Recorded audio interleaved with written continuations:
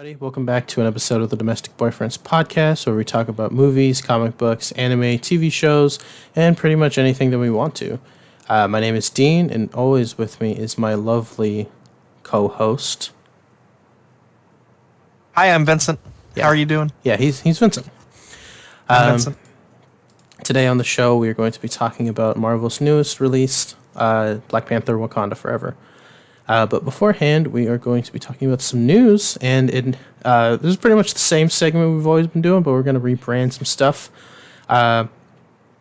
This is, oh gosh, what are we going to call this? We're just going to do this on the spot. What should we call this?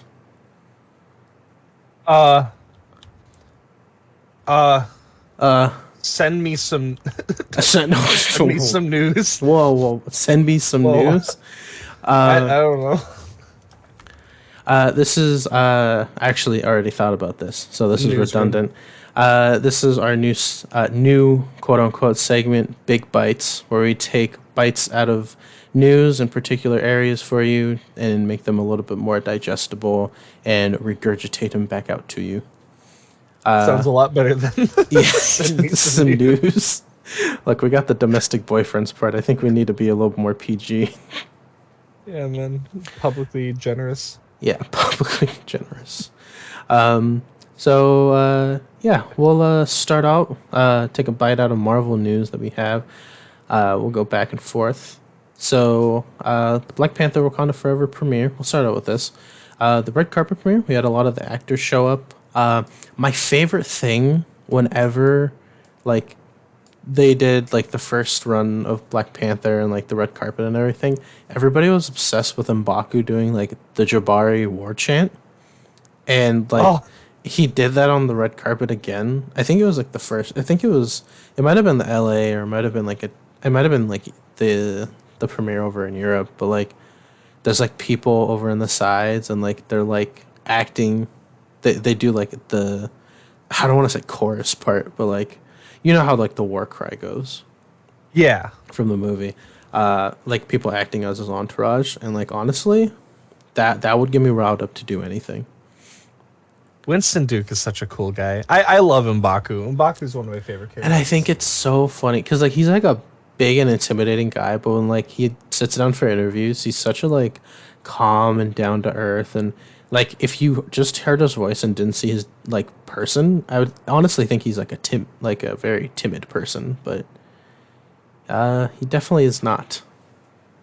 He's very soft spoken, but yeah, amazing Absolutely. Guy, amazing actor. Just spoilers for Ed, great in this movie.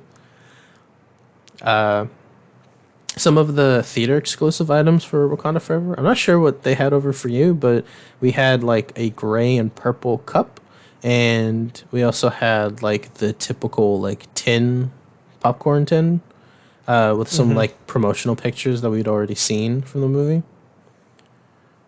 For us, we had shirts. We had what I think is a popcorn bucket. I honestly don't know. It had Did you get popcorn in it? I didn't buy it. It was just chilling out on a stand, and you could flick a switch and make a panther's eyes turn purple. Yeah, because you go to an AMC, right? I go to the Cinemark. Oh, what? We didn't get that cool things at the Cinemark. And then we also had a heat-sensitive color-changing cup. When it gets cold liquids in it, it changes color. That's cool. Yeah. We had a couple. We had blankets and plushies really too. Made me want to buy anything. I haven't bought anything like that since The Last Jedi. I bought a popcorn bucket for that. Which also, fun fact for anyone, I don't know if they've changed it, but keep an eye out and be careful with your buckets. I put it through the wash. It's fine, it's still usable. All of the colors disappeared, and it's now this weird sickly green where all of the red was for the for like the royal guard as well as the lightsabers. It honestly That's looks pretty cool, but like it's very much not intentional. oof. Um, yeah, I mean, when I went to go see Thor, I ended up getting like the cup. I don't eat popcorn, so I usually just go for the cups. And my best friend usually like gets a popcorn. Like he only gets popcorn like when we see that there's a popcorn tin. Whenever like we go to a Marvel or DC movie and we can get them, we always try to get them. But it always adds like an extra $20 to the bill. So Yeah. I remember the last time they really went out with like exclusive items was I think it was Far From Home. Like there was like a big table out and like there was like shirts, plushies. Like I'm pretty sure Cinemark like went all out. And Could you get a Tom Holland plushie? no, it was a Spider Man plushie. Oh. Yeah, so Spider Man dressed up as Tom Holland. Mm. Yeah. And the last thing that I have for my Marvel bits is apparently the Daredevil Born Again show that's being produced right now is reportedly TVMA, which I believe Ooh. the Netflix show was like PG-13. So Interesting. I don't know like the difference. I feel like I should know the difference. Let me look it up. We're a podcast. Uh, so what is TVMA meaning? Didn't realize we were getting the Sex and the City version of Mature audience only. Okay, um yeah. yeah. Yeah, okay. I knew that. I'm gonna edit that out. Yeah, well, I mean, if you watch the Netflix show, which I know you haven't, like, there are like intimate scenes. Don't call me out like that. Yeah, well, they already know. That's true. But that's all I have for Marvel. So, All right, moving on to other news. um, anyway, to DC. um, Yeah, if you want to. do you have something for DC? Oh, wait, you don't have anything for DC? No. Oh my gosh, Vincent, this is sacrilege. What you? One of the saddest things to grace my eyes and for me to hear out Yeah. loud happened recently. November 10th, 2022, reportedly, Kevin Conroy, the most infamous voice of Batman to this day, has passed. I literally was thinking about this a couple weeks ago, how I wanted to hear, like, if Kevin Conroy passes, then, like, that's the end of Batman. I'd be really sad. Like I wish I could have met Kevin Conroy, because like Yeah. his voice, it like is Batman for me. It's the voice I think of when I hear Batman, see Batman, like read Batman comics. If you haven't already, in DC Pride, I believe this past year, or is it 2022? I think it was 2022. He had wrote in a couple pages about his life and being part of the LGBTQ and like his part in like voice acting and being Batman and all of that, and it really shines a light on his position and how amazing of a person he was. Originally, I thought the tweet was fake, but then more people who worked with him and eventually DC itself had tweeted about it, and Yeah. I rest in peace, Batman. It was my reaction to this was very similar to when I got the news that Robin Williams had died, because both Robin as well as Kevin were like huge inspirations, and also like well, for me, idols I would look up to for like their work, things that I would aspire to potentially be someday, and then also places that I would go for comfort. Yeah, yeah, that's crazy. But man, he was Batman. what a and, like, legacy to leave behind. yeah. I don't think, like, sure, Christian Bale did an amazing job But as Batman. I don't think there's anyone that can really claim the cowl as much as Kevin, though. Yeah, like it's the Trinity has come back on multiple occasions. the original voice actors from obviously like the Justice League animated series, like when they went to Justice League Unlimited, and when they did so his last work is It was Multiverses. the That's true. Last animated work was when they animated the Killing Joke, right? I believe so, and right before that, I believe it was Justice League versus the Fatal Five, which takes place in the Mm. Justice League Unlimited universe. Yeah, it's just the impact that he's had on the industry as a whole, how recognizable his voice is. He's literally been brought on tons of projects like unrelated to the animated series and like that continuity. He's been Batman in so many other things, like other animated projects, and he was live action Bruce Wayne in in the whole Crisis event on the CW. For Batwoman, right? Yeah, it no, it was the Crisis event. So they went to like multi different universes, and Oh. the universe that he played in was like a post Kingdom Come if Batman won type of situation. He Oh. had like this suit on that like held his body together, and Kevin said in an interview before that like he wished that he could play Batman like live action, but like eventually he aged himself into old Bruce Wayne, which is really funny because he's played both young and old Bruce like in Yeah. Batman Beyond, so like it fits either way, and it just it's just such a sad event, and knowing that the next DC project will include Batman, although the New 52 inspired things after like Apocalypse War hasn't been him. Just knowing that the chance isn't there anymore, just I don't know. It's it's a thing that's still hard to think about because it's just been such a DC movies like live action have never been like my favorite, but I know I could always go back and see like the animated projects and like look at them when I need like you said before some comfort or just like to feel some nostalgia. Like I watch clips of like Justice League Unlimited all the time because it's just things that I'm used to. Yeah. That familiarity is just nice. So rest in peace, Kevin Conroy. You will always be remembered. Anyway, on to some lighter news until I bring up another death.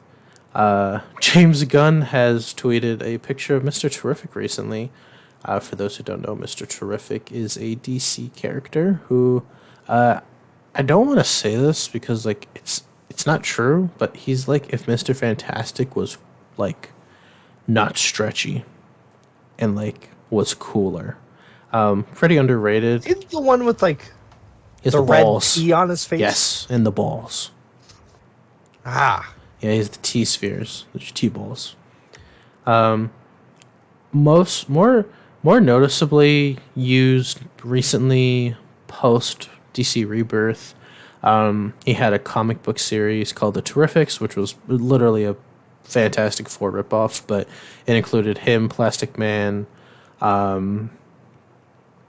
this new girl that had like ghost powers, so she was like Invisible Woman, and Morpho, Metamorpho, the guy who can like change into any element on the periodic table. Oh. Yeah, so like it was smart guy to like the comedian was a criminal, the guy who was a criminal, and that's very mean to everybody, and then girl.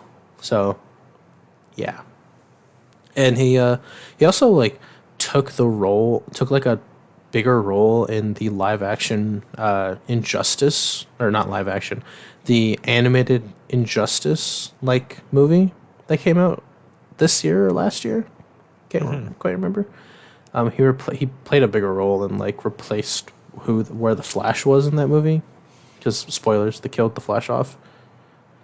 But yeah, hopefully that means Mr. Terrific.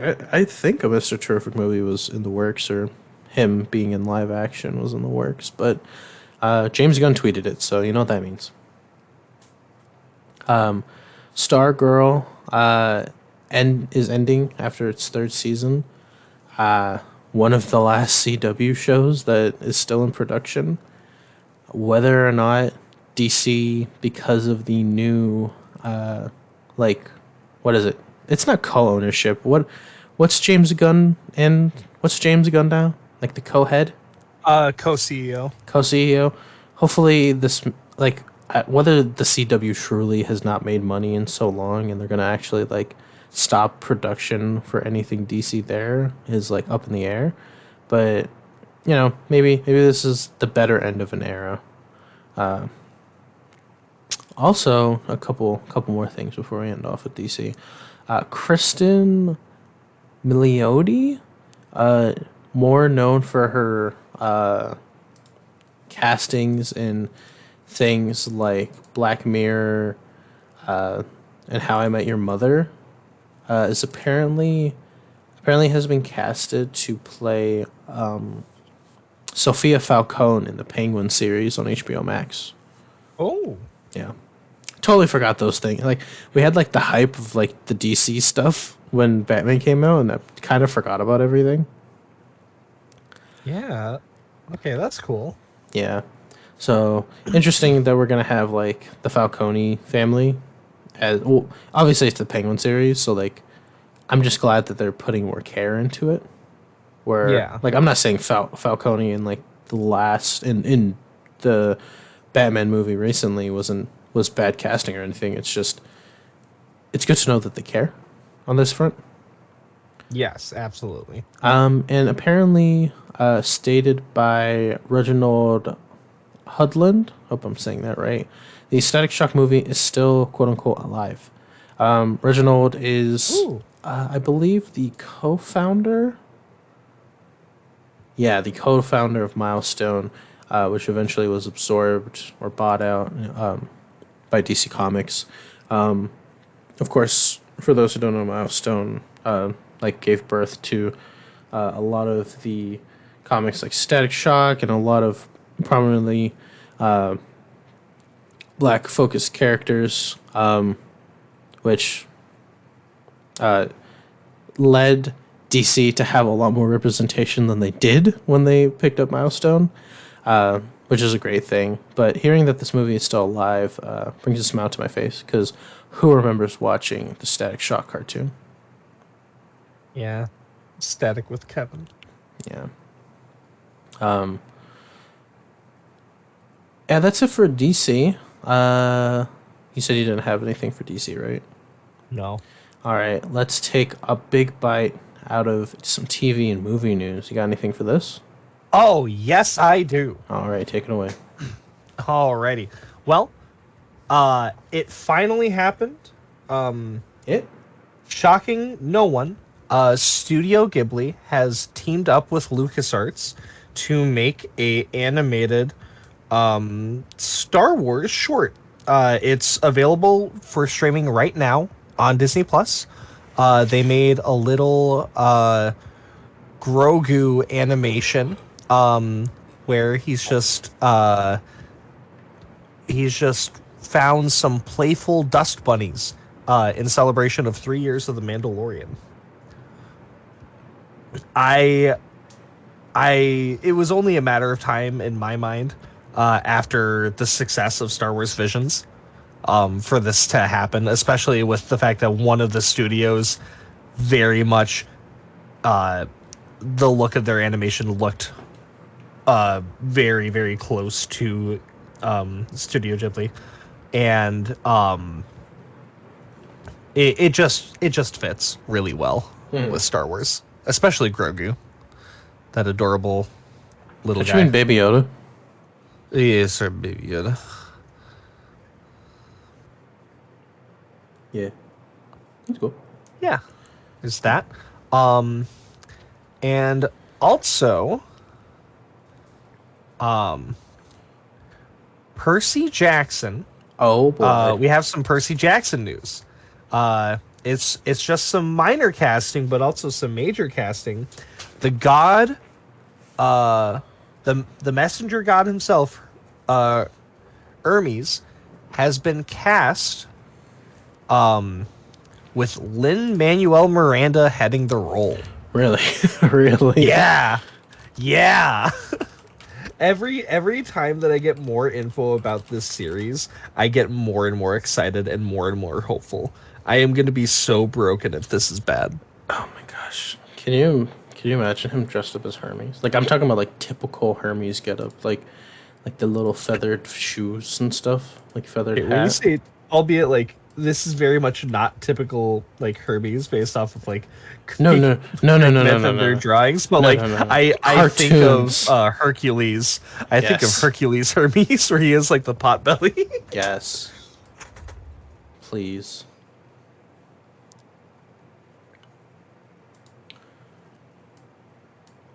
um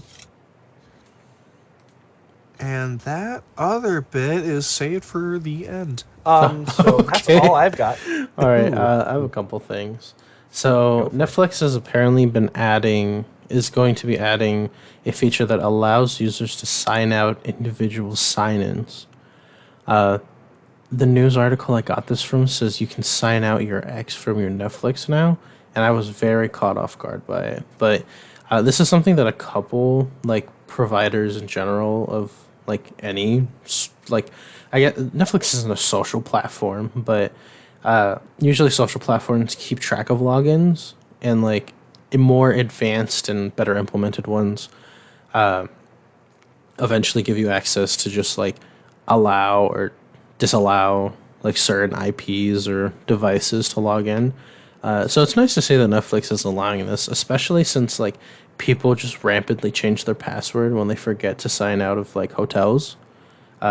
This type Yes. of feature is very nice. I think Disney Plus implemented this. I could be wrong, but something like this should be on all streaming platforms because it would save their back end so much time dealing with password resets and stuff. So think about the users first. Next, Godzilla and Kong.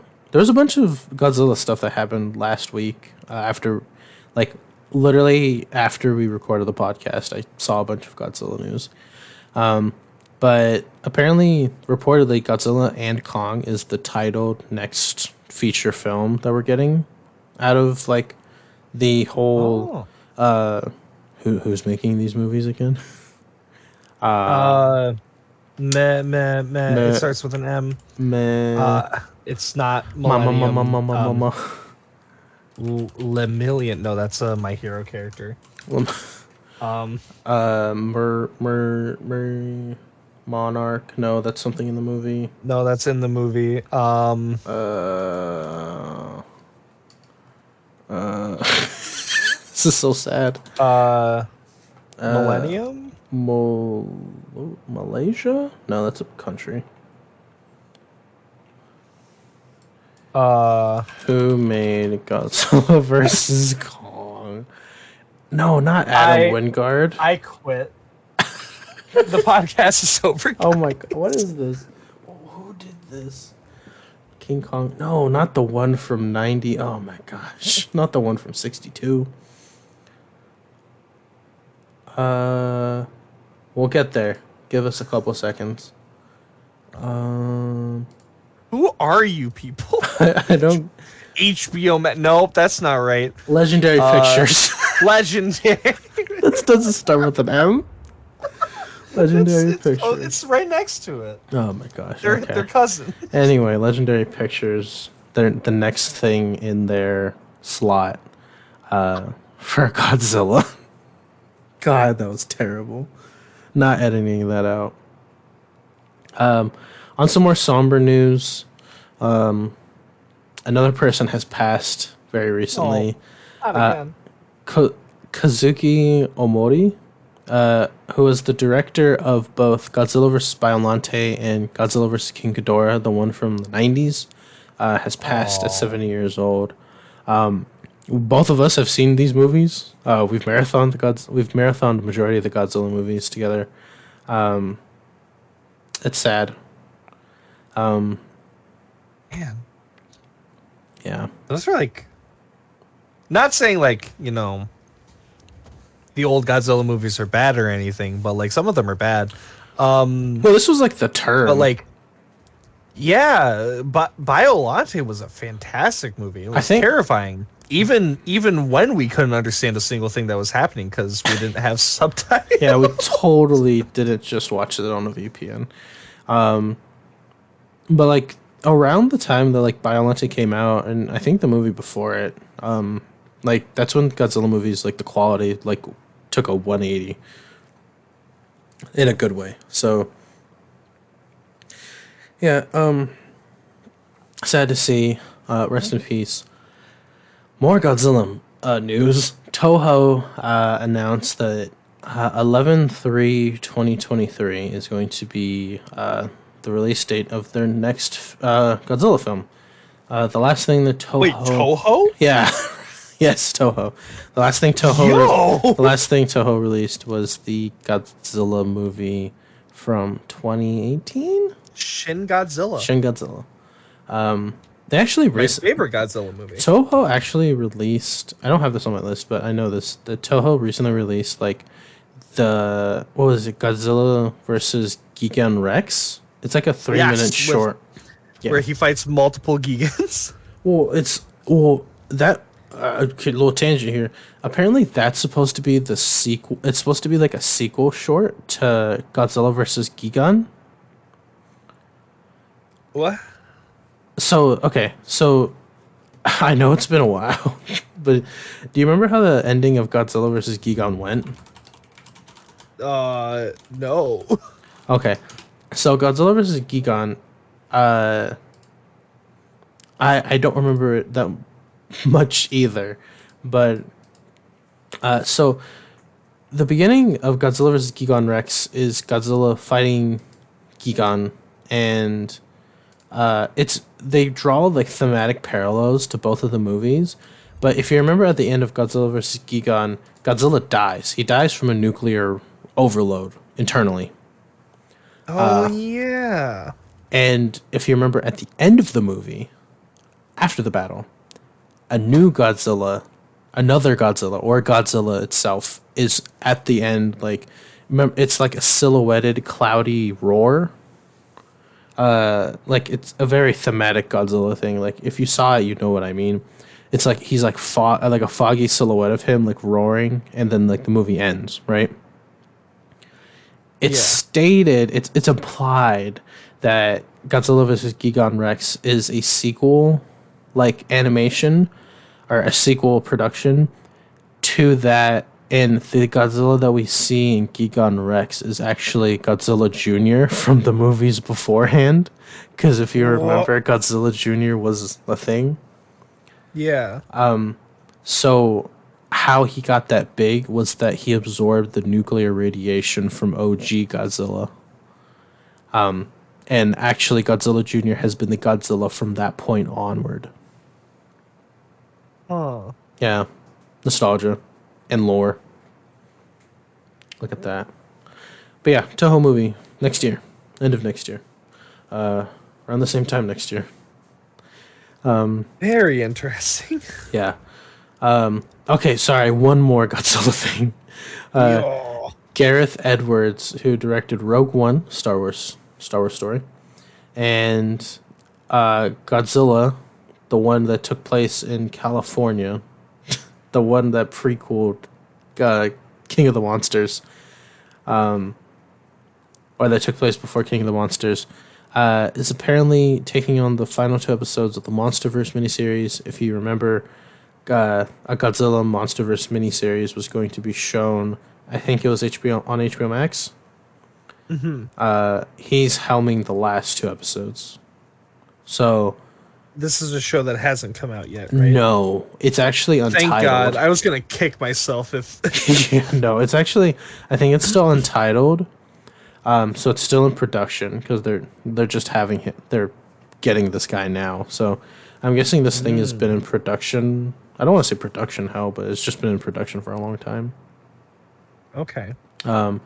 Really interesting. I really love Rogue One, like story wise and like the scenes from it. And that Godzilla movie showed Godzilla at the end, and it was like the hypest like 10 minutes ever. Yeah. So, yeah, we'll see what he can do in the last. It's supposed to be the final two episodes. I'm guessing this is like it's a mini series, so I'm guessing that it's like a full like 8 to 10 episode, like 10 minutes a piece, like maybe linear storyline. Who knows? Or it could just be like solidly dedicated episodes, kind of like how Visions was for Star Wars. Who knows? Yeah. Last thing we have for our TV movie news, we're take this little nibble out of Disney. I think, correct me if I'm wrong. I think I was supposed to say this last episode, but Disney's live action, Disney's making a live action Hercules movie. Okay, and apparently, keep with me now, it is going to be inspired and influenced by the hit mobile app TikTok. Oh. Oh. Yeah. Yeah, I forced that out of my head. yeah. I I'm I ooh, can't wait to see that in the next Kingdom Hearts. That's swim this way, we'll dance and we'll play. But yeah, so next we have our Eric, what are we gonna do? We'll dance. What? huh? I don't know. I feel like Sora would be pretty It's okay with Hades. Samba. it. I feel like honestly Sora has been to like so many Disney like he like visiting Ariel was totally just the conversion that he needed to be okay with this. He's gonna be catching up with Hercules on the fucking gummy phone. Just watching TikToks. Oh, I hope they get Nikocado Avocado. I hope Like Hades. I hope that Got the hair for it. I hope they both exist like as separate worlds that you can go to. And Sora's just like, "Oh, Hercules." And he's just like, "What are you talking about, man?"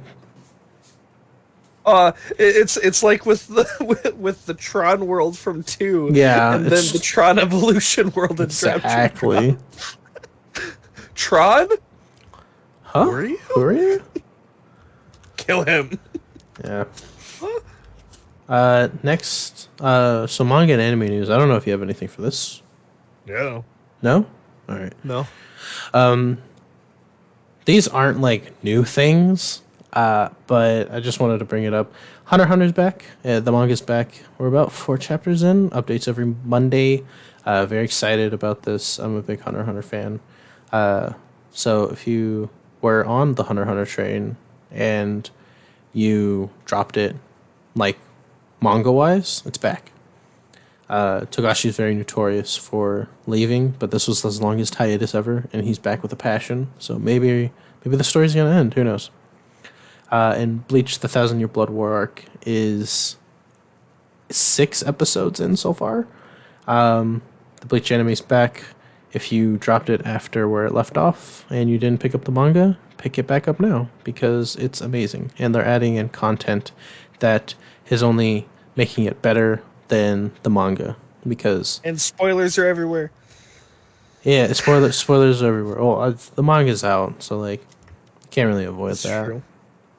And the last thing is that somebody legally named their child Ichigo de Jaeger Guts Kenpachi Cruz. So it's like a viral TikTok that went around, and somebody actually named their child this. Like they had it on like when a baby's born, they have like the name above like the. I don't even know what to call it. It's not a crib where a newborn stays. It's like, it's honestly like A pram? a bucket, huh? A bucket. It's like a bucket. If I didn't know that's where babies were supposed to be when they're born, like I would have just used it as a bucket. But like where like the name is, like the things they stay in the nursery. You know what I'm talking about. Oh. Yeah.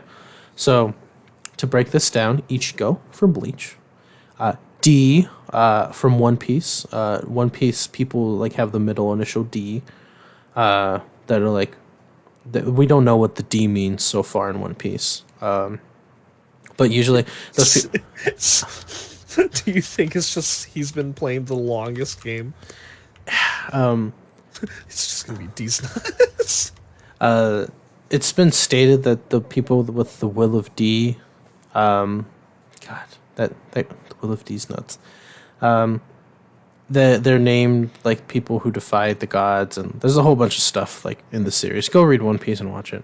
Jaeger from Eren Yeager. Guts from Berserk. Kenpachi again from Bleach. Somebody must like Bleach. Cruz. I'm guessing this is their last name. So that's quite the name. You know those memes that people were making that like someone would name their kid after all the anime since anime is like mainstream now? It happened. Yeah, it happened. This kid's gonna get bullied. What do you think he's gonna get called in school?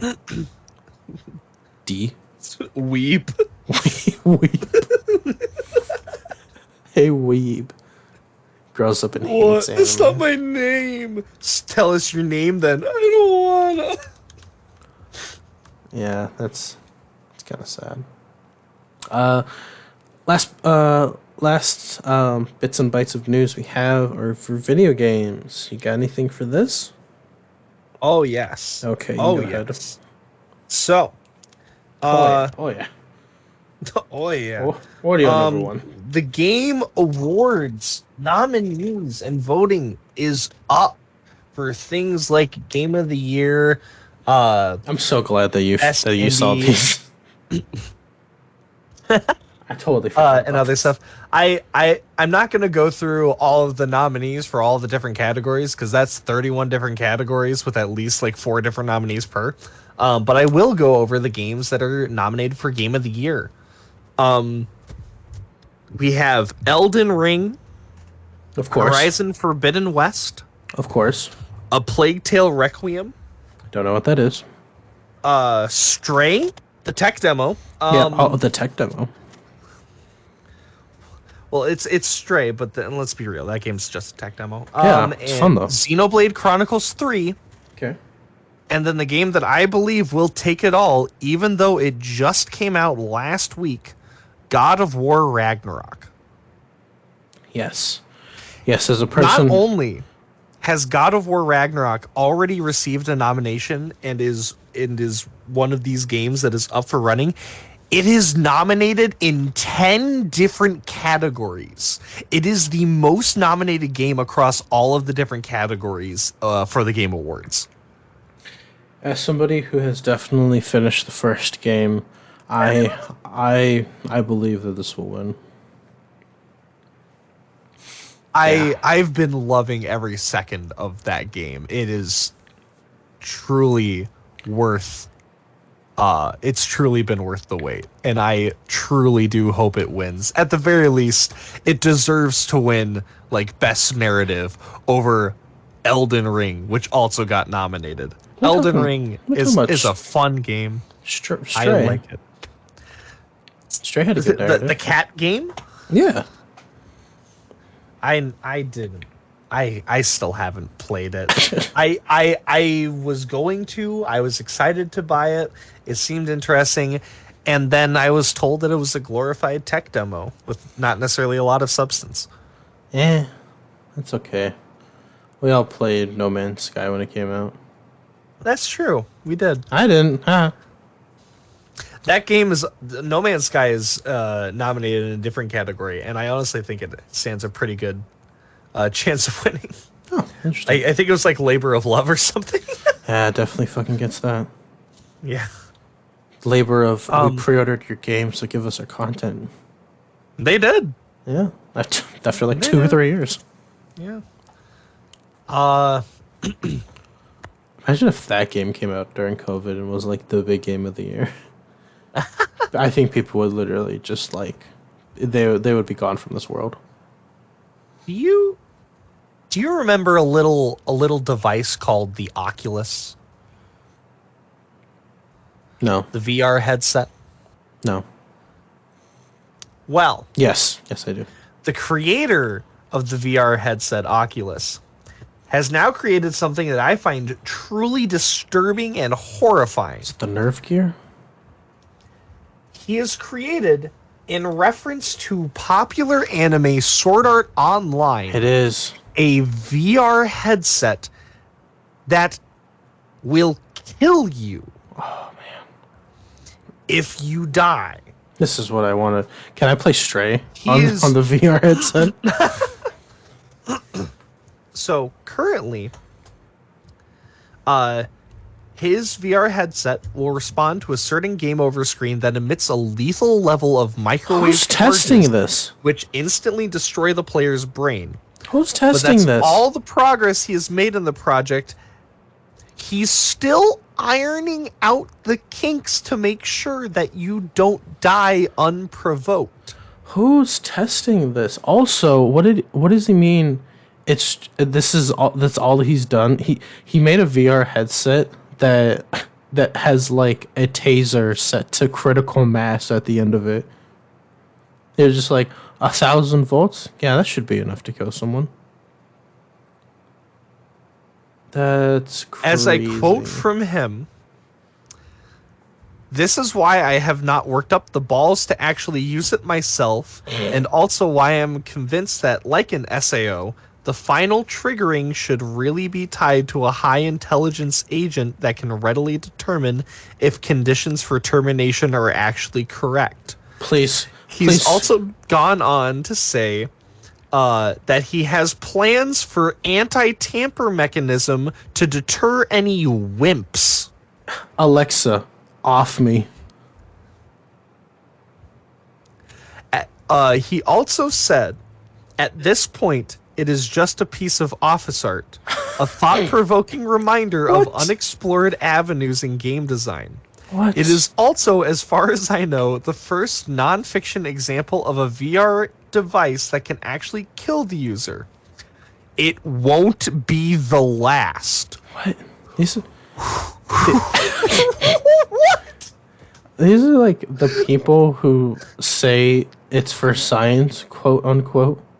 I understand that, Squid Game is a fun thing to watch, and so is SAO. We don't need actual death games in real life. This guy's really riding off the same hype. Horrifying. This guy's really riding off the same hype as like people talking about like the Jeffrey Dahmer documentary and just being like, "Oh man, Who wants he's to be he's my really not that bad." playtester? Yeah, he's really riding off the hype that people get like off of seeing something like incredibly like disturbing, but people are just like, "Yeah, that was nice to watch." The hours are very open. What? And your availability will continue to open up as we go along. Okay, that's just The last Interesting. bit of gaming news that I have. was that gaming news or was that just like Yes. that? It's just Have you heard? Okay, I've got 4 words for you. please tell me the people who made the PlayStation VR are also competing with this man. No. That'd be hilarious. I have 4 words for you, but I want to preface this by saying we do not know when this product is going to be released right now. At least I could not find that. I do not know a price. Yeah. McCrispy Ultimate Gaming Chair. McCrispy? A McDonald's grease-proof leather gaming chair with an integrated burger warmer called the Heat Zone, 2 modular armrest extensions that have spots to hold your sauce and nuggies is going to be available. The Heat Zone. It is, and honestly, from a visual standpoint, kind of appalling, but also a very nice mixture of black and yellow. McCrispy gaming chair. I need to see this. It doesn't look that bad, but it also is absolutely ridiculous that it even exists. No, this is not okay. Honestly, okay. The way that it looks Doesn't look that bad. Yes, it does. Yeah, kind of it does. I like that it has the McCafe font. I was gonna say this looks like this is what the managers are gonna have in the back office at McDonald's.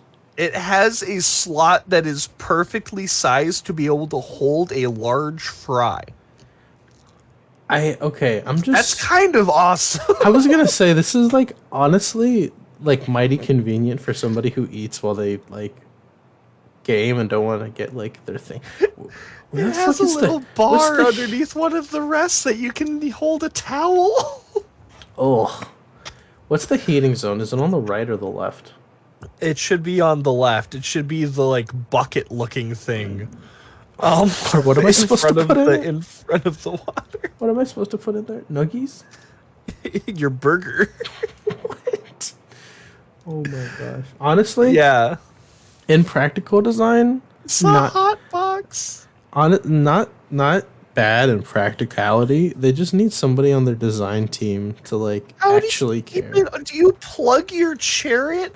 I'm not. I don't see a wire or anything. Hang on, guys. I accidentally unplugged my chair. My burger's gonna get cold. Does this have wireless charging?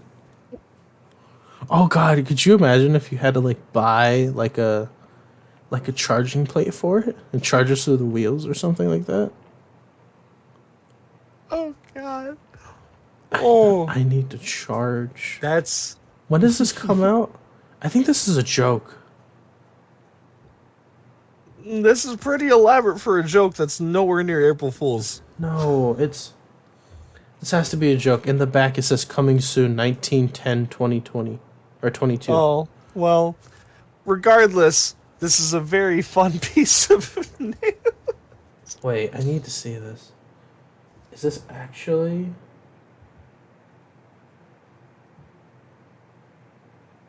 I don't know. I don't know. But the fact that it's grease proof just interesting. I mean, you know, other companies have made grease-proof things before. Just look at Xbox. Xbox made a grease-proof controller. God. Okay. Is that all you have? Yeah. Oh god, the McCrispy. Oh god. So I have some not as greasy things Oh, to talk about. it's a one of a kind. Can and we you bid on can- it?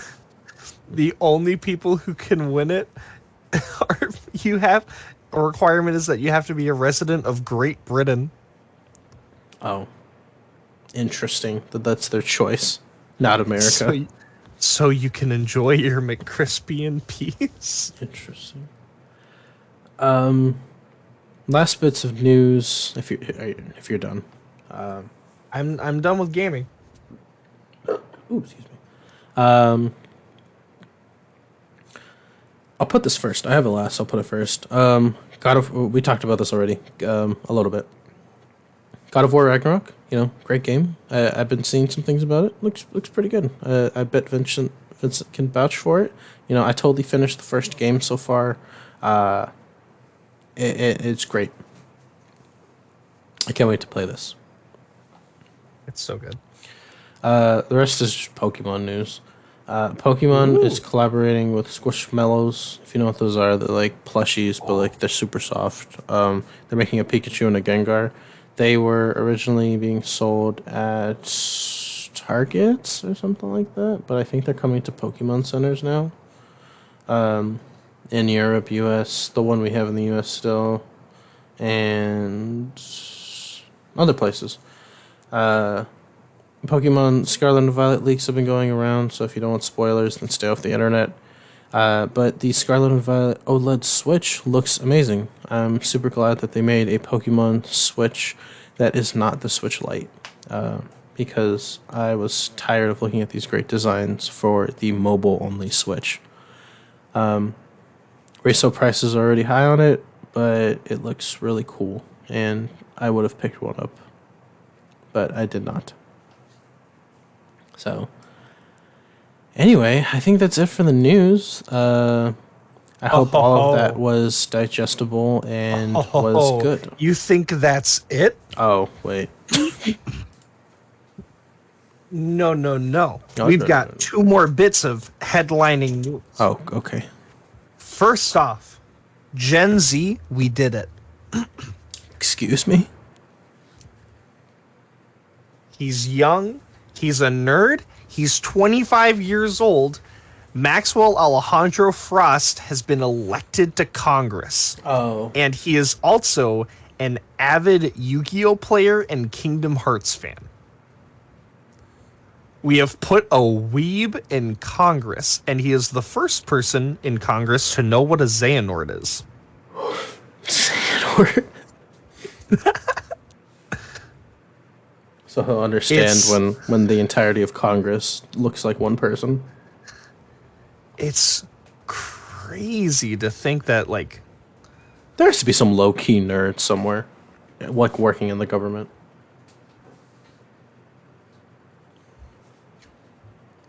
Like it has to be a thing. I mean, do Henry you know the Cavill average exists. age of US congressmen? Yeah, they're like older than like. 58 years old. Oh, that's young.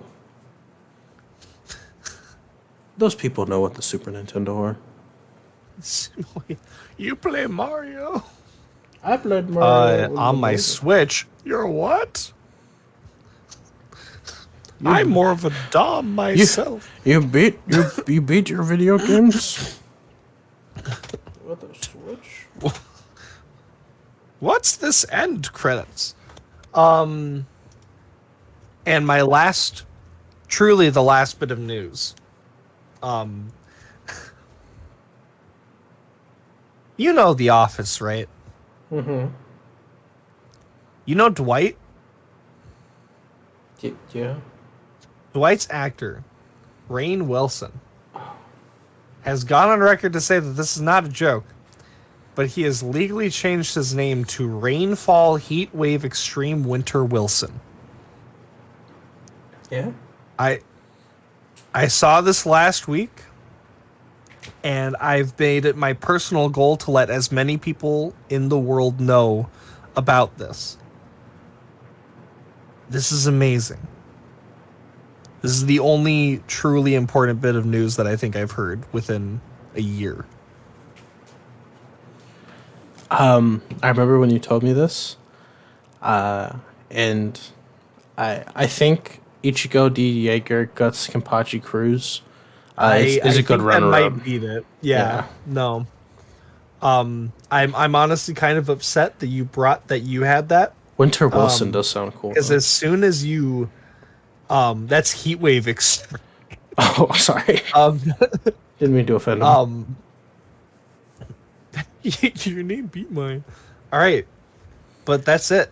That's it. That's it. Thanks for Thanks for munching. stopping by, guys. Thanks for munching on the news with us.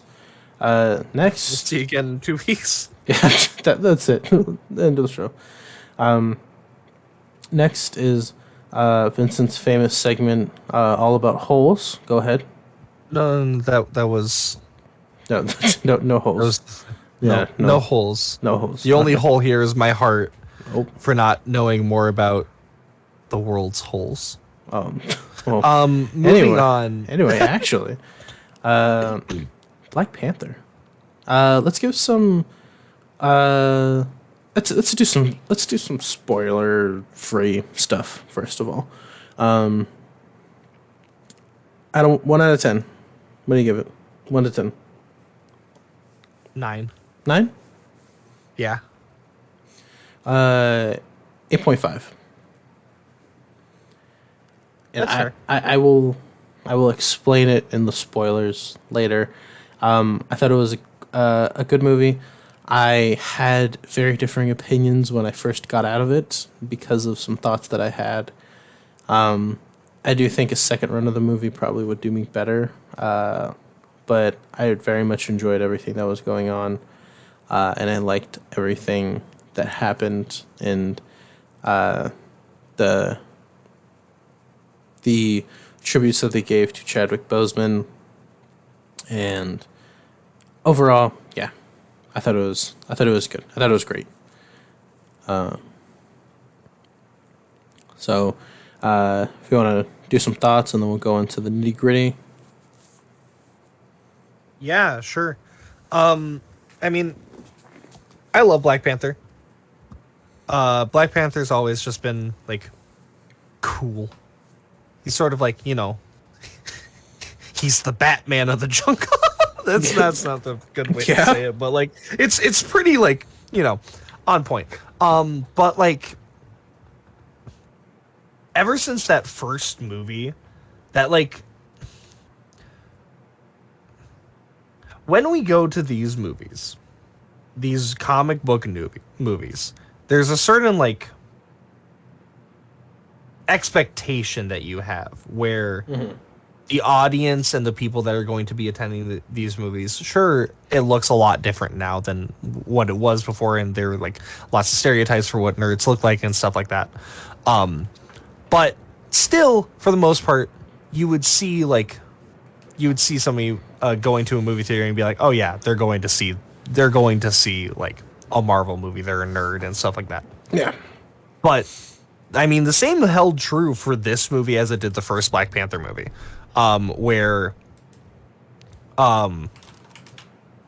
most of the audience in the theater that I was in were like African Americans, and like ranging from all ages. I saw people there with their like little kids there with their grandparents, and then the grandparents, like full families, even kids, parents, grandparents, potentially even like great grandparents, just to go see these movies. I can't even like begin to imagine like how like important and awesome it is to like show off culture, their culture and stuff, like they do in these movies. They've done such an exceptional job with like casting choices, costume designs, set design.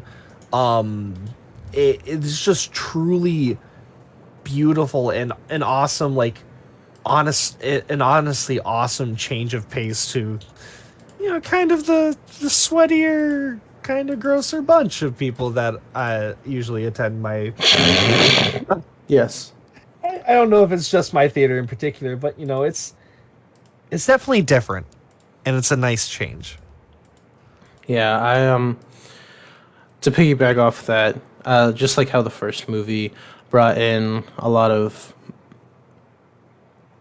people from the black community, it the same as for this. I feel like even more, especially with the passing of Chadwick Boseman, just to show tribute of like his career and his efforts and what he did, because he was an icon. He was a person that people looked up to, people and their kids looked up to. Like it's like we had like what like not to say that his role as Falcon was like diminished, because he was pretty much a sidekick.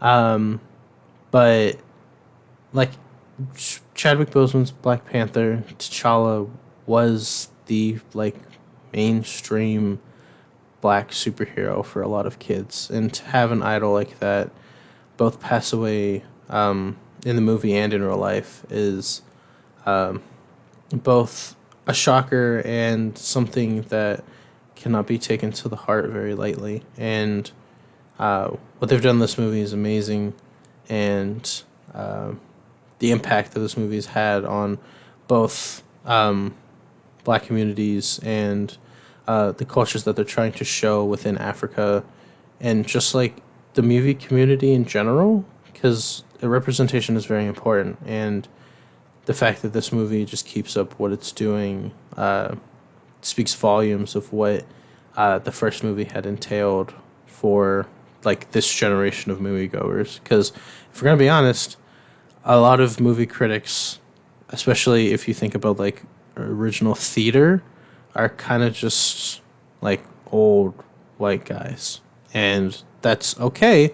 It's just inclusion is very important in the modern day, because everybody can do whatever they want, and that's the amazing thing about now. So Yeah, if you want to go into our spoilers, put our spoiler warning up here. Absolutely. All right. If you don't want to hear spoilers, it's great talking to you. See you next episode. Bye, guys. Uh, yeah, it was it was great. Like I said before, um, I okay. This might sound bad, Oh God. but I loved the introduction of Talokan. I prefer. I gushed over Talokan and this new version of Namor or Namor that we got because for those who don't know, when we originally talked about this, they changed Atlantis from being like this just fish people place, like stereotypical, usually like I don't know. It's usually just people in the ocean, like more notably just white people in the ocean. And they changed it in this movie, and I love it because it's more representation that we get in the MCU and in movies in general. And it also gives some more like flavor to a character that I personally think is really cool, but gives him even more like pizzazz and spice. And no, that was not meant to be like a racy thing with Cardamom. Mexican spices or anything. But the influence of like Mesoamerica and like the Aztecs for Taucan, like that mixed in with Atlantis to make Taucan and Namor and what is their people called? The Taucan? Taucan? Tau, ta, Um, uh, what are they called? Tau. it's definitely not Namorians, but that's the immediate thing that popped in my head. Namorians. Um, The denizens of Taucan. I Talokan. Talakanans. I mer people. Um, I don't know. But anyway, I'll just say the people of Talcon. Uh, I Talakanil. Talakinians. Talakanil. Is that what it is? Yeah. Talakanil. Yeah. They the whole thing is just amazing. I'm just gonna gush about Talcon for a minute, if that's okay with you. It's It so pretty. it's somebody was talking about how they saw on Reddit like they someone on Reddit saw Avatar: Way of Water before seeing this, and the drastic difference between like the light and like very bright water scenes in Way of Water contrasted the scenes that we see in this movie because they live underwater. Like they get like natural light from like some things that emit it and like whatever light creeps through. Hmm. But like it just I love the shots. Everything just being Mesoamerican influenced just is so beautiful in my opinion.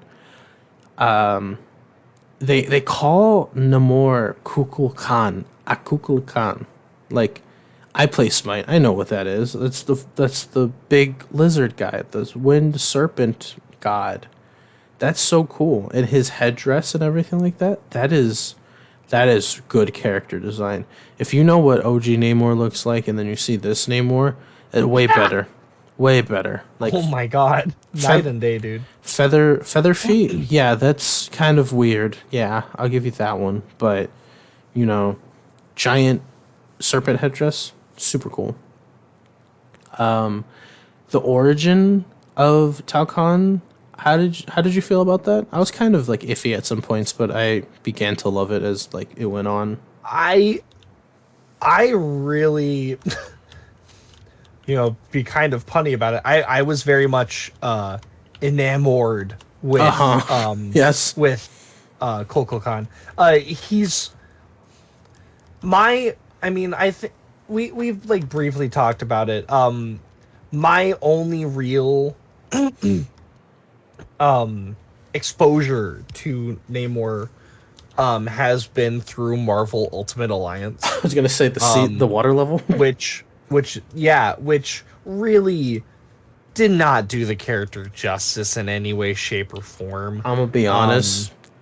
I don't think anything really does Namor justice because Namor but is like very this fluctuant. movie has made me so interested in him and his character and his future. It's so cool. I love and have always loved like Mesoamerican culture as well as like uh architecture and artwork. One of my favorite movies growing up, as I'm sure a lot of people, especially in our like age group, would agree. Um, a very popular movie from when we were kids, Road to El Dorado. Hmm. I would watch that movie on repeat. Um, and getting to see uh just that again, but this time for like a Marvel character is such an awesome thing to see. Yeah, I don't know. It's just so many cool things. The origins of them are, I kind of expected this a little bit just because of the way that the last movie ended. I was just like, this is gonna be the MacGuffin. But them, this isn't like traditional. Like to compare comics to movies and everything like that. Atlanteans are usually just like fish people. Like they're people that had like adapted, or like they're fish that evolved, or I don't remember exactly how Atlanteans started in the Marvel comics, but Hmm. like they're not. It's definitely not what happened in this movie, but like that's good. In the movie, they they had this herb that was built, that was grown in like vibranium rich soil, which this is a point we'll get back to later. Vibranium is not just in Wakanda, which, like I said, we'll get back to that later. But this like herb, this like this one time herb, like in Resident Evil, they just they get it, they pick it, they give it to people because they have like smallpox or some type of Spanish invader disease, Hmm. and they they take it. Nomura's mother is pregnant, so he's the outlier when he gets given birth to, and he lives for thousands of years, and like he calls himself a mutant, which is like the second time we've heard this in Phase 4. Yeah. But I'm not sure. I don't know if like this is the same thing as like Miss Marvel. You know what I mean? Spoilers for Miss Marvel. Yeah. Because they both had, they're, at least they're just not what mutants are in in like comics. Because mutants derive themselves, the way that mutants get their power is always like, it can vary, but it all comes down to them having the X gene, right? That's what makes them different from other people with powers. Like what makes Cyclops different from Spider-Man, besides his eyes being like laser beams, is the fact that Cyclops has the X gene and Spider-Man does not. That's why Spider-Man's a mutate and Cyclops is a mutant. Hmm. Whether or not this holds true when they introduce the X-Men for Namor and Miss Marvel, we have yet to see. But he does call himself a mutant because this herb that his mother ingested during her pregnancy changed him genetically, where inside he could breathe air like they could normally. He wasn't blue like them. He had wings on his feet so he could fly, and he has like superhuman strength and different stuff like that. So very interesting, very true to his power set in the comics, comparatively. Spoilers for what happens later on. Drying him out is very much, I believe, something that happens in the comic books. So pretty accurate there. Dry the fish man out. I really loved. I don't want to say his name wrong. Um, his name is Jose. I want to say Tenoch Huerta Yeah. Mieja Yes. Mejia. Huerta He did Huerta such a good Mejia. job. He's okay. He's okay. He's gonna steal your girl, dude. Yeah, Like, I honestly thought that. oh, I honestly thought he's that gonna Shuri steal was your gonna. I man. thought Shuri was about to get a new dad. Like him and Angela Bassett were like pretty smoky together. When he was just like, "I'm gonna kill you," I was just like, "Are you gonna kill her? Or are you gonna like take her away?" Like Susan Storm her. Come with me to Talokan. Yeah, come Oh, with me to okay. Talokan. Like Yeah, sure. down where it's all better. Down where it's better. Take it from me. Like Swim this way, we'll dance them. God, get out of here, Hercules. Um, yeah, it's I really loved everything from it. There to tie it back to tie it and like bridge it to talking about not Talcon. Yeah, They are a society that is also founded kind of on vibranium. He's wearing vibranium. The people in their society use vibranium for things, but it's not on the same way that like Wakandans use it, where they like advance their technology or use it to like enhance different things.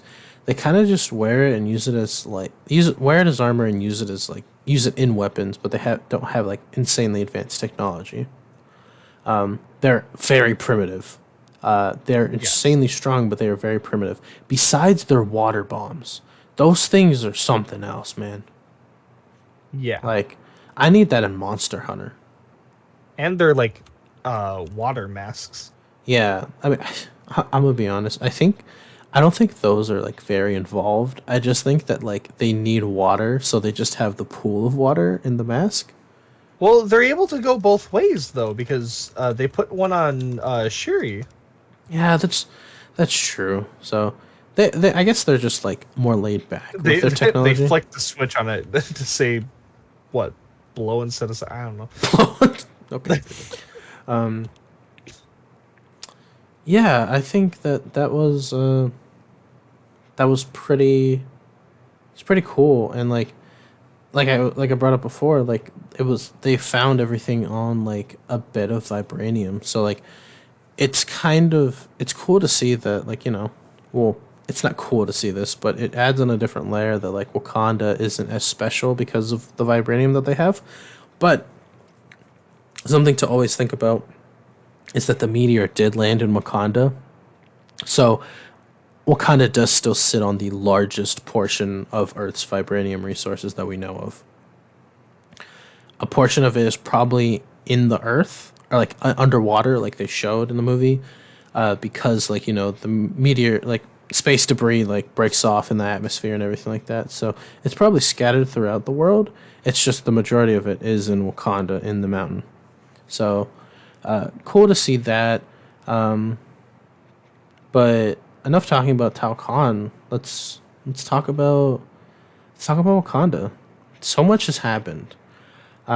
First to first and foremost, the passing of Chadwick Boseman has totally re-influenced the position and the direction of this movie. Where I would pay to see what the original script was supposed to be. Right? I was thinking the exact same thing. There's ways that that like you can sort of like guess at and piece at, because like two leaders that are quote unquote similarly aged, leading their kingdoms, having to meet each other and fight. Yeah, and if you just put T'Challa in Shuri's spot, it could pretty much be the same movie, but the fact that Shuri has to deal with more death than T'Challa, including T'Challa's death, is just like even more heartbreaking and drives more emotion. So Absolutely. but just I would love to see that script because I heard an interview that oh my gosh, who is it? Give me one second.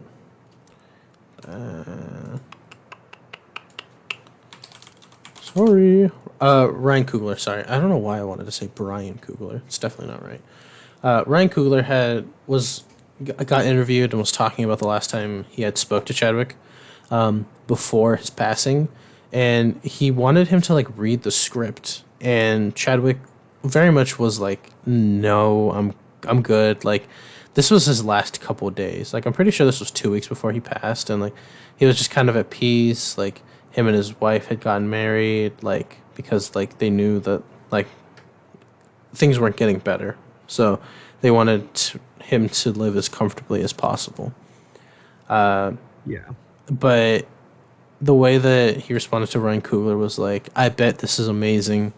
And apparently, my friend told me this that he told people to make the movie without the focus being too much on him, which in hindsight makes sense, but hearing it back then would probably be like, "Well, you're the main character. What do you mean make this without you?" So, yeah, the whole Chadwick Boseman's passing is very emotional for a lot of people, and they reflected it very well in the movie. The beginning of it is exactly how I thought it was going to be, just starting with the death of T'Challa and the funeral. Yeah, it was it was very emotional in the theater. Like I was kind of in awe because I don't know. It just felt it was like a double take. Like we revisited something that we knew had happened not too long ago, but in movie form with the funeral and everything. So I don't know. It just took me aback a little bit because seeing the movie now, like comparing hearing about seeing the movie or like hearing about the movie without him compared to actually watching it and play out were two different feelings. So, Yeah. but to go on with the movie, yeah, I don't know. You wanna? I guess I don't know. We can tackle this a couple ways. I don't know if you want to do like a refresher of the movie or you want to just talk about some parts we liked. Because the basis of the movie is that we just give a quick summary and then talk about some things. With the passing of King T'Challa, the rest of the world has kind of seen weakness in Wakanda. And if you remember at the end of the first movie, ignore everything that happened between then and Thanos and everything like that, apparently. Wakanda had reached out to the UN and showed them that they had vibranium and they had this advanced technology and that they were willing to help out the rest of the world. And they had apparently created these outreach sites from Wakanda. And this amazing scene with Angela Bassett and some of the Dora Milaje. Actually, no. Some advisors, and then in the scenes parallel to it, showed the Dora Milaje fighting off invaders, which were from France. Just saying, they gave France two L's. The first one was in the war. The second one was in this movie. Big L for France.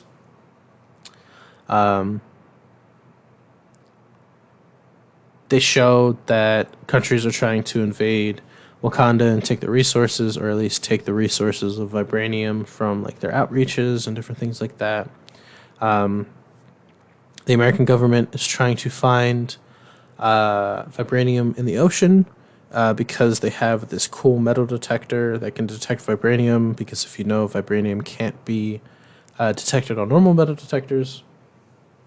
And yeah, they get attacked by what they thought were Wakandans, but were actually, how do you say? What's the plural of people that live in Talokan again? Oh my Uh, um, goodness, you're making Talokan, people of Talokan, Yeah. It's just easier to say Atlanteans, but that's not what they are. The The people, water people. the The water tribe. the the, the avatars. Right. They were attacked. I don't think anybody survived that initial boat attack. Did anybody? No. Namor like yeeted the Everyone jet, right? everyone died. Yeah, he like yeeted them out of there.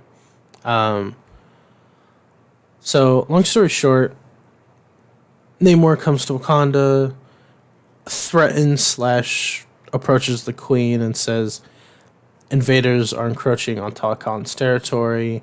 They're looking for Vibranium. This is your fault because your king had told the world that Wakanda was not this small country, but a massive superpower in the making, or in hiding, and that you guys have Vibranium, and Vibranium could do amazing things. So it's on you. These invaders have to be stopped. You're either with me or you're against me." Meanwhile, they're trying to mourn T'Challa's death, and Shuri is not having any of that because she's putting herself into work instead of actually coping properly. And if you know anything about trauma, that is not what that is not what you do. That's not how you properly cope. Even though in the moment you don't want to think about it, it's not healthy. So, yeah, if you wanna take it from here, I feel like I'm blabbing a little bit. Just some Yeah, quick sure. summaries. We don't have to go into like too much detail. Yeah. I mean, so one bit that wasn't mentioned there was that the um the reason why they attacked Nemorian, why the water people attacked the government ship was because they have a vibranium detector which had never been made before, which had been, and uh like you said, Namor wanted Wakanda to bring him the scientist who made this detector, which leads us into Shuri having her first, like, field mission escapade, where we get to meet Ironheart herself, Riri Williams, played by Dominique Thorne, sorry, Dominique. Dominic, Dominic. But uh, she's just a MIT student. Um, we get to have a very fun little interaction between Okoye and Shuri's interactions are just absolutely phenomenal. This was a very funny movie at times, which I wasn't necessarily expecting. Like, I remember the first Black Panther being like a fun movie to watch, and there were like funny moments, but like the humor, I don't know what about this one. The humor just really hit for me. And it didn't feel like Uh, really forced. I feel like a lot of the Phase 4 jokes kind of flop, in like all honesty, but this movie felt good. it felt very natural. You brought a spear? You brought a spear with I you? like this one. Very good. And they semi, quote unquote recruiter, moreover tell her if she doesn't come with them she'll die, Yeah. kind of situation. They take her back to grab a quick thing from her garage, get surrounded by the FBI. We get to see her Mark 1 version of the Iron Man suit, or the Iron Heart suit. And after a big chase, we get to see the water people come up and attack them.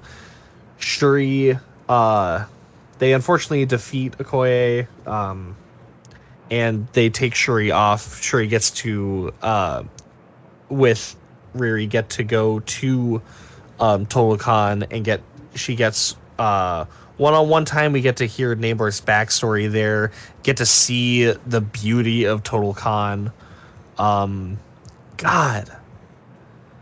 God, I just want like the scenes where they're going through and showing off Talokan to be like my screensaver for my I think computer. I think you want to say Talokan. I feel like you're trying to say Kotalkan at the same time. Oh my god, I totally am. Kotalkan. Can you say it right real quick? Talcon. Talcon? No. No, there's another T in there. Talo. I think it's Talokan actually. Talo. No, you're thinking of. Oh, it is Talokan. Yeah, you're like Total Con. Total Con. Just to like hop in real quick about the Ironheart thing. Uh, as soon as they see what she's making, they're like, "Oh, that's like Stark tech," and even like the FBI agents are just like, "She has an Iron Man suit." Like, people not has do people not try to has nobody like they? I get. Copyright. Well, no, I just like.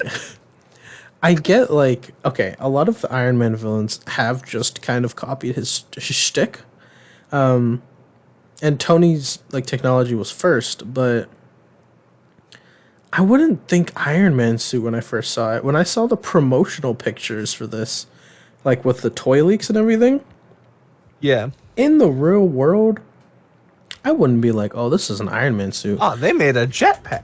Yeah, I'd be like, oh, they made like they look like they're from Apex Legends, like not that they're an Iron Man ripoff. I even Yeah.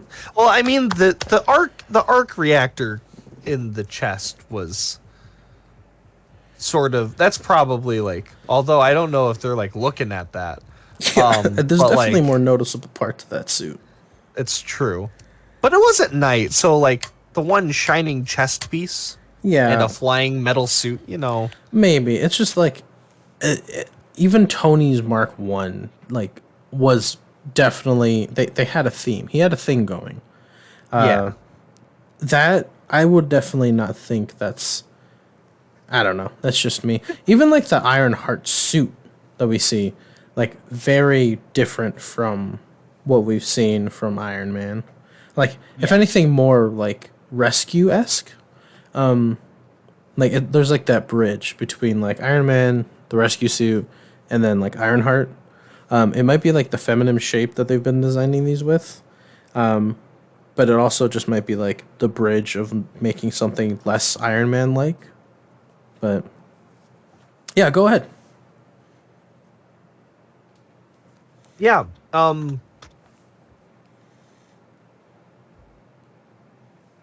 Yeah. Nick Okoye returns to Wakanda stripped. It Whoa, gets stripped whoa, whoa. of her Okay. rank, not of her clothes. That would be messed up. And then we get reintroduced to Nakia, um, who has apparently not been around and wasn't even at the funeral. Hasn't been around for 6 years. 6 years. Which we don't really get like a good timeline of That's this. We Endgame happened. yeah, we can assume Endgame happened because T'Challa is gone, right? But in reference to the rest of Phase 4, we don't really have a good time cuz was Nakia at the battle at when Wakanda in Infinity War? No, Like we didn't see her no, actress maybe. in the last battle of Endgame, right? Um, M'Baku was there. the only M'Baku was there, and I am very glad. Every time M'Baku's on screen, I am happy.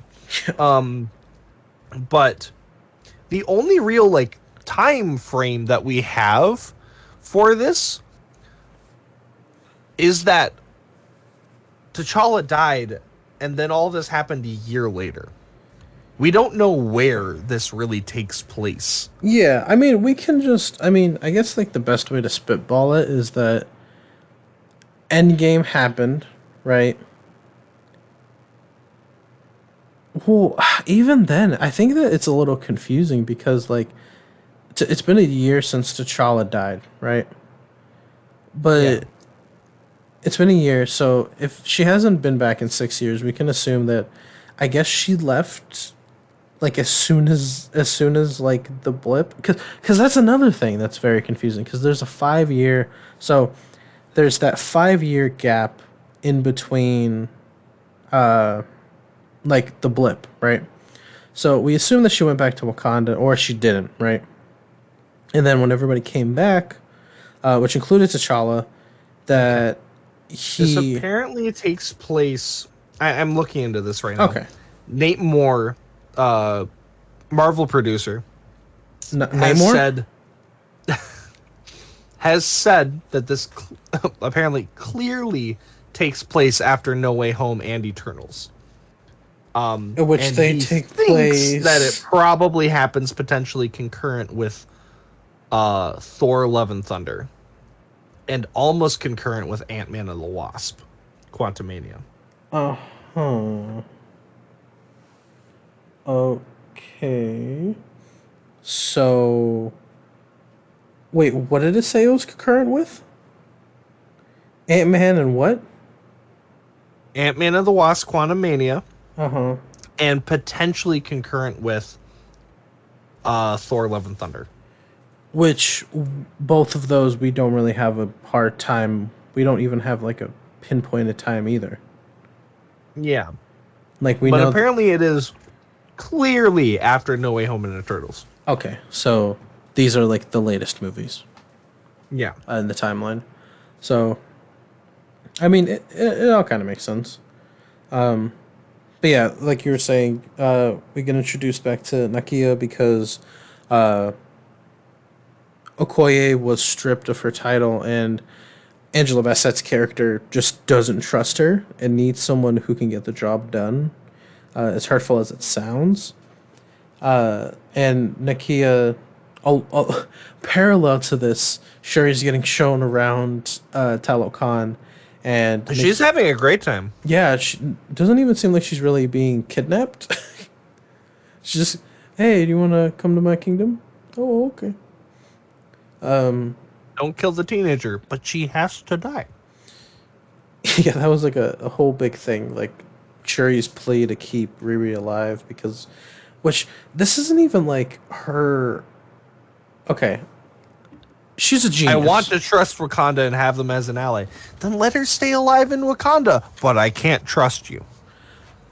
Like this was like the biggest thing. Like Riri's like incredibly smart, and it's shown both in this movie and in the comics. She made the vibranium detector like as a school project, and then the government was just like yoink. Yeah. Not even like she did it on purpose. Like she was just doing a geology project, and she just figured out how to detect vibranium. Which, in hindsight, could probably win you like I don't even know, like some type of science award. I don't want to say like not a Nobel Peace Yeah. Prize or something, but definitely something A higher couple up there. grants, maybe. Yeah, definitely paying your way for the rest of your life. Um, like it, I don't know, but we parallel to Nakia getting there. Namor tells her like she can't be alive, yada yada yada. You'll be my enemy if you're not my friend, type of thing. They escape, but not before someone getting shot and Namor taking it very personally. And wait, Multiple people got shot. yeah, well, one person died. And Namor, I think this is when he declares war. Yeah. Yeah, he goes to declare war on them, which involves 5 people, including him, just devastating Wakanda. Which I saw this map recently on Twitter. Wakanda like canonically sits in the middle of Africa. Where did they get it? How are they on the ocean? They just swim. There's no water. There should They be. just swim. Oh, okay. But Yeah, come on, man. yeah, just They just swim through land. like the rivers. No, but it's like showing Wakanda's like on the ocean. They could walk But that's not a little Wakanda bit. anymore. Let's just Anyway, walk to Wakanda across the land and then hop in like the lake that's next to it. I don't know. I also don't remember Wakanda originally being this like having this like waterfront. I'm guessing that after Thanos, they decided to clear out all of the land and create a moat. Just what I thought, but Maybe. Namor invades. Uh, I feel like we should just get to the precipice of all of this. Yeah. Go see the movie if you haven't seen it. Shuri becomes the Black Panther. A bunch of stuff happens in between that I feel like people Baku gets to be basically her older brother now. Yeah. He also gets like one shot by Fishman.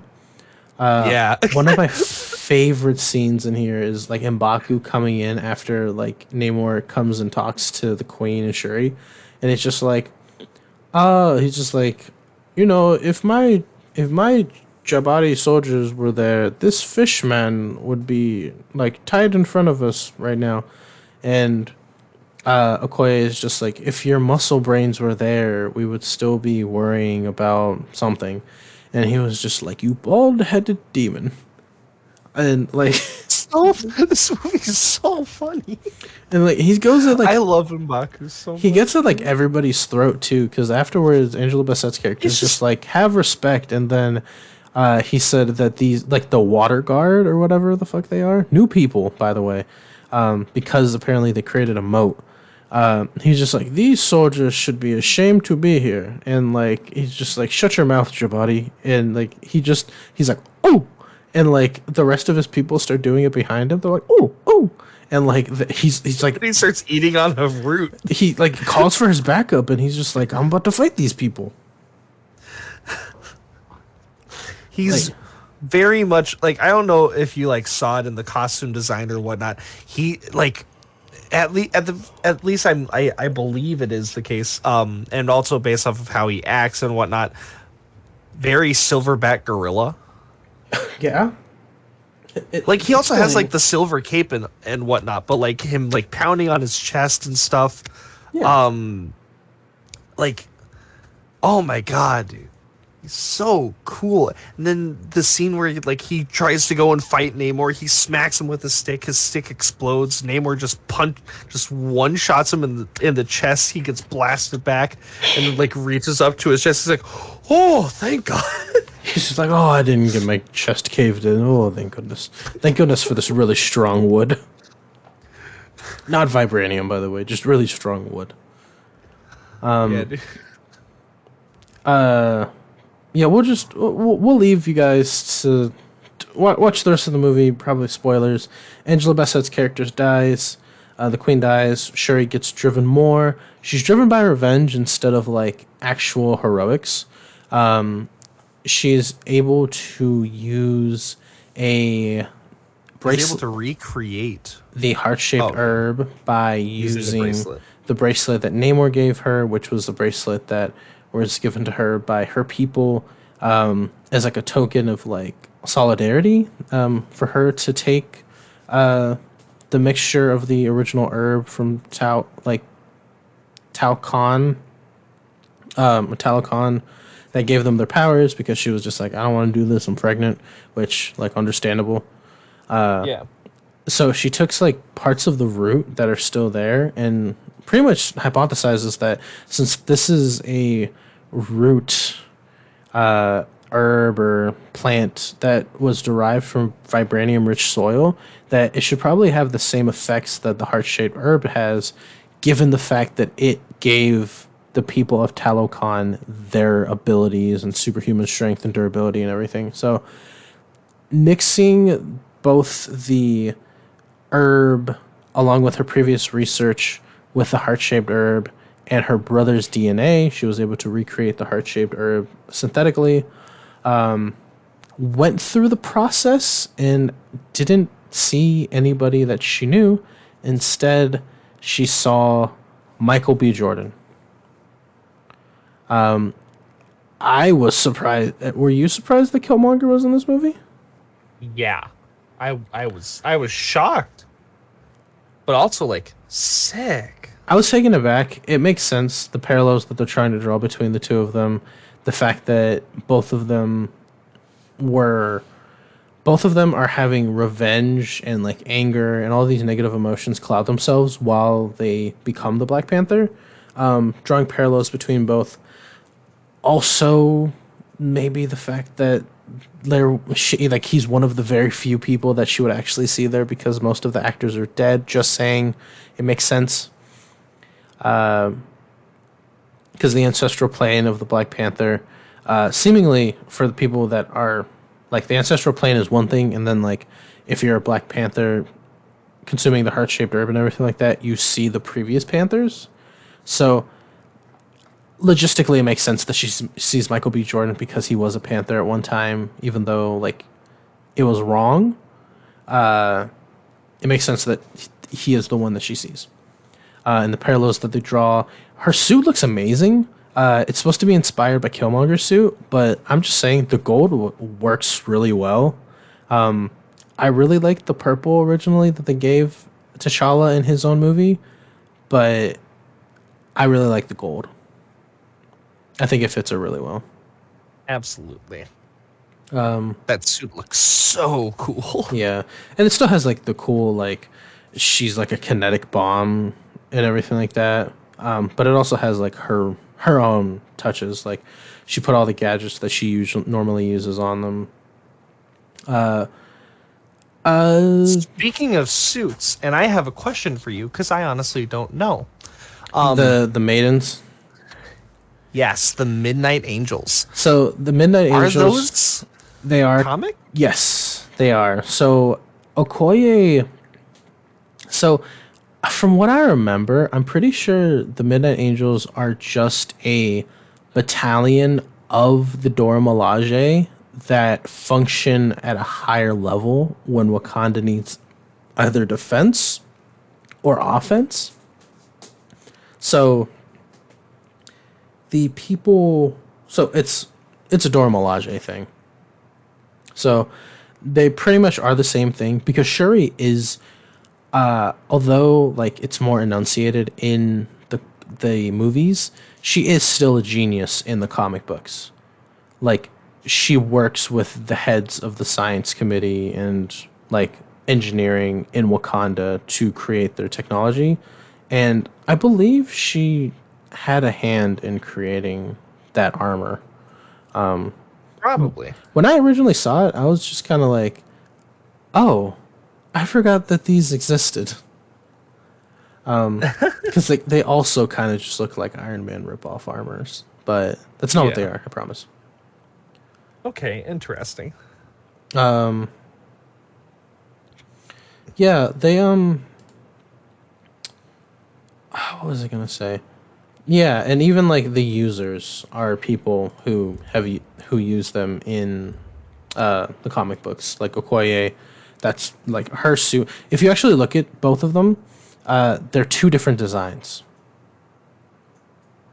Like Mm. almost completely. I'm pretty sure like even like like the arms and the chest piece and everything like that are completely different because that's how they're supposed to be in the comics. I'm pretty sure they're supposed to be individualized. So yeah, no, super cool. I think we can leave out the final battle. Are you okay with that? Yeah. Final battle was crazy. Go watch it. If you watched it, you know about it.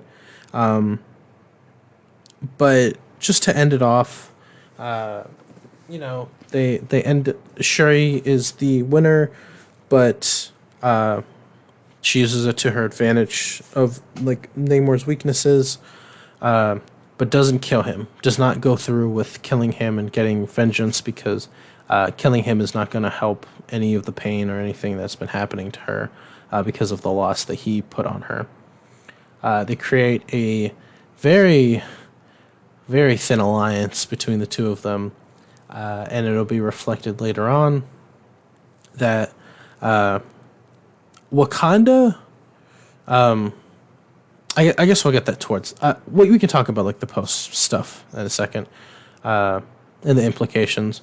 But that's pretty much how the war between Talokan and Wakanda ends. They end off in this like surrender. Talokan submits, and like they have this alliance.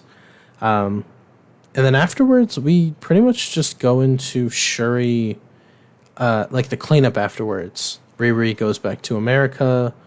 They tell her that she can't have the suit. They fix up her dad's car, and send it back to her. I don't. I think Okoye gets reinstated into the Dora Milaje. I think it's like insinuated, like it's implied. At the very least, she's definitely like a personal guard. Yeah, and Shuri is not the queen of Wakanda. Yeah. We see that there is another choosing ceremony, and not Shuri. Shuri's not there, and instead it's M'Baku. So I think this implies that M'Baku is now the king of Wakanda, which is not a bad thing because we've seen him grow.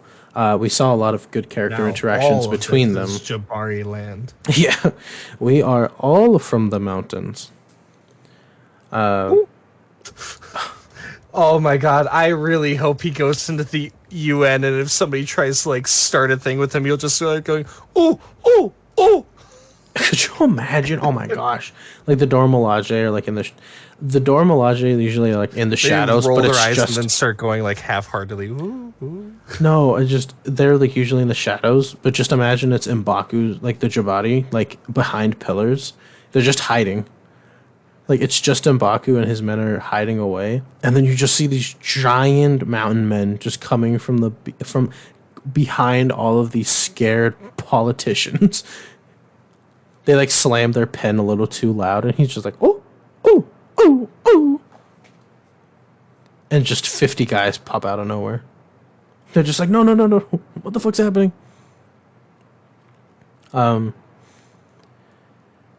and I guess we talk about Shuri has some closure after visiting Nakia again, uh, and burns her ceremonial garb to mark the end of mourning, which they did earlier before Namor visited them.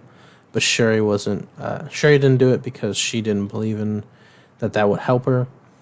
And then I guess the mid credit scene, right? Yeah. You can go ahead and talk about it because I'm 50-50 on this, to be honest. So, um, as we saw, um, Shuri is with Nakia in Haiti, right? Yeah. Yeah. Um, and earlier on in the movie, when right before Shuri and Queen Ramonda meet Namor, they were on a beach doing at the very least, trying to help Shuri deal with the last bit of mourning, or at least the ritual for the last bit of mourning for mourning her brother, which was burning the funeral garbs. Shuri very emotionally goes and burns her funeral robes, and we get to hear Rihanna's song by Rihanna. I can't remember the name of it. It's not the Black Panther one, although it was potentially made for the movie. I know that she had at least like 2 songs in there. This very, very emotional scene, very beautiful. Credits play, and then after the credits come off, we see Nakia walk to the beach with a young boy. And she introduces Shuri to her nephew. Shuri's nephew, not Nakia's nephew. Shuri's nephew. Nakia's and T'Challa's son. What? I know. And his name is T'Challa. I can't remember his other name, but Yeah, he has like a Hatian name. yeah. And then he's at his. I guess it's kind of like. Because Killmonger was named Eric, right? Yeah. or like Aaron or something like that. He Something like that. he had both a like English given name and then he had a Wakandan name. I'm really surprised they didn't do the whole lip thing because that was really cool. And it was very prominent in the first movie. But he is T'Challa, Prince. He's Prince T'Challa of Wakanda, son of King T'Challa. Yeah, and Nakia and T'Challa had apparently had him previously, and they wanted to raise him away from the kingdom and away from the throne. Uh, didn't tell anybody. It told everybody except Shuri for some reason. And yeah, that's he. She sees a lot of T'Challa in him, and it's the start of this whole new relationship and like this whole new part of her family. Because originally she thought she was the last one, but in all reality, she's the start of a new extended part of her family is happening. So, um,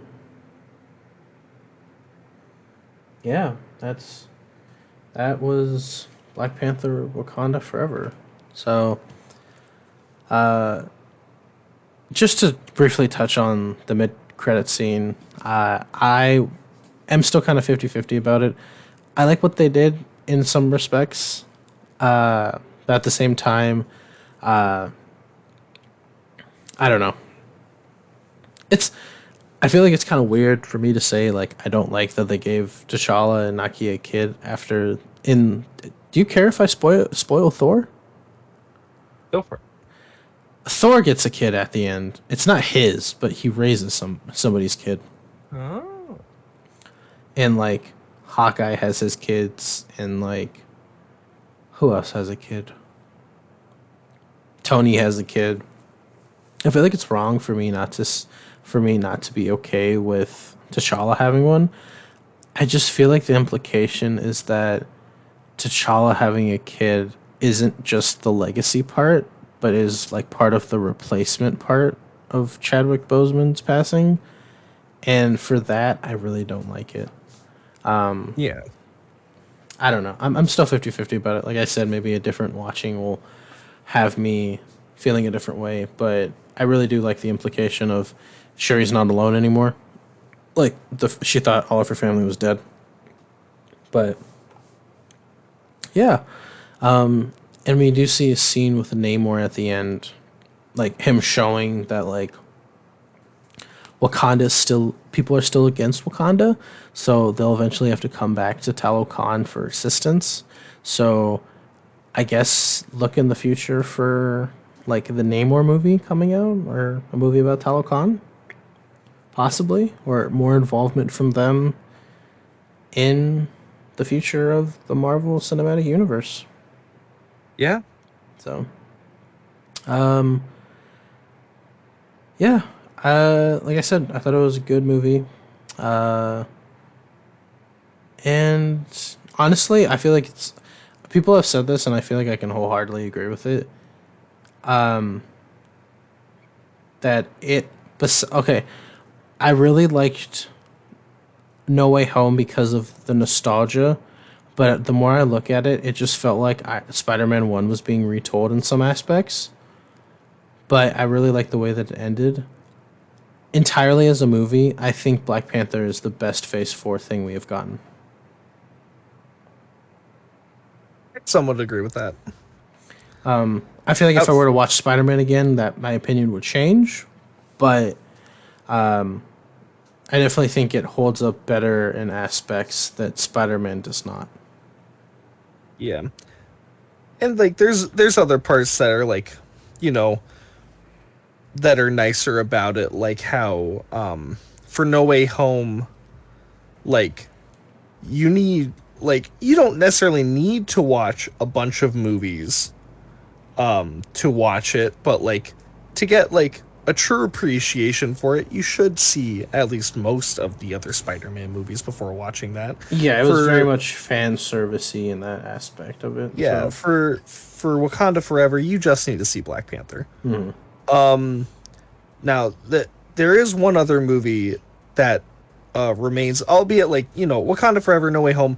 They're in my top three for Phase 4, absolutely, no doubt. Um, but there's one other movie that is also like culturally very important for people. Shang-Chi. I absolutely adore that movie. Yeah, I totally forgot that that movie came out. Yeah, and it's a part of Phase 4. Like, and that one's completely standalone. Yeah. Uh, yeah, but It's awesome that we have so many strong movies right now for it, though. yeah. I really don't. I can't think of anything else at the moment. But I think that unless you have anything else to say, I think that's the end. M'Baku Forever. Yeah, Mbaku forever. What is it? Kitiki. The people of Talokan have something that they say. Like Uh, Wakandans have Wakanda forever. But the Tal something Talokan. Yeah, like they have it's called like the pearl shaped hands when like they look like Yeah, they're proposing to somebody. Um, yeah. what do they say? They say like something Talakon. Oh, the oh frick! I can't. I don't know how to read. The Iki Ik Talokan, which means rise up Talokan. Uh, which is pretty cool. Apparently, this was made by the um the the people the cast that made up uh, the people of Talokan actually made this. This wasn't something originally in the script. It's something that they made for themselves, which I think is pretty cool. Hmm. But yeah, I think that's about it. So if we don't have anything else to talk about, that's the end of the show. So thank you guys for listening, of course. Tune in again in a couple weeks where we will be talking about something very special. Vincent knows exactly what I'm talking about because we talked about it an hour or two ago. So keep an eye out for that. We're almost on episode 20. Almost on episode 20. Crazy. Yeah. We're almost old enough to vote. Yeah, we're almost old enough to vote and drink. Drinking is more important. Ooh. Um, But yeah, if you want to get in touch with us, you can tweet at us at the Twitter, even without the blue check mark. I'm at lying_mask, I am Vincent Barlow 8. and you can get a hold of both of us at the Domestic BF Pod Twitter handle. Shout out to Ultimate Maverick X for our art. And yeah, thanks for listening, guys. See you later, beautiful people.